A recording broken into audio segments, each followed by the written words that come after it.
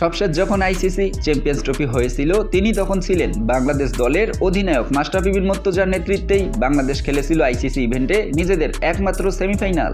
শুরু হয়ে গেছে চ্যাম্পিয়ন্স ট্রফির আরও একটি আসর, যা শুরুর প্রাককালে বাংলাদেশ দলকে শুভকামনা জানিয়েছেন মাশরাফি বিন মুর্তজা। নিজের ফেসবুকে পোস্ট দেয়া এক বার্তায় সাবেক এই অধিনায়ক লিখেছেন, চ্যাম্পিয়ন্স ট্রফির জন্য বাংলাদেশ ক্রিকেট দলের প্রতি রইল শুভকামনা, সাহস এবং দৃঢ়তার সঙ্গে খেলে যাও, শুভকামনা রইল সবসময়। চ্যাম্পিয়ন্স ট্রফি হচ্ছে দীর্ঘ 8 বছর পর। মাশরাফি সবশেষ ওয়ানডে খেলেছেন 2020 সালে। নেতৃত্ব ছাড়ার পর জাতীয় দলে খেলেননি, এমনকি দলের সাথেও যুক্ত নেই তিনি। তবে চ্যাম্পিয়ন্স ট্রফিকে সামনে রেখে বারবার ঘুরে ফিরে আসছে মাশরাফির নাম। এই মুহূর্তে মাশরাফি অবশ্য ক্রিকেট থেকে বহু দূরে। বাংলাদেশ আওয়ামী লীগের ব্যানারে 2018 এবং 2024 সালের জাতীয় নির্বাচনে নড়াইল 2 আসন থেকে সংসদ সদস্য নির্বাচিত হয়েছিলেন তিনি। সরকার পতনের পর পড়েন জনরোষের মুখে, জ্বালিয়ে দেওয়া হয় নড়াইলে থাকা তার বাড়িটিও। এমনকি জুলাই আন্দোলনের জেরে তার বিরুদ্ধে মামলাও হয়েছে।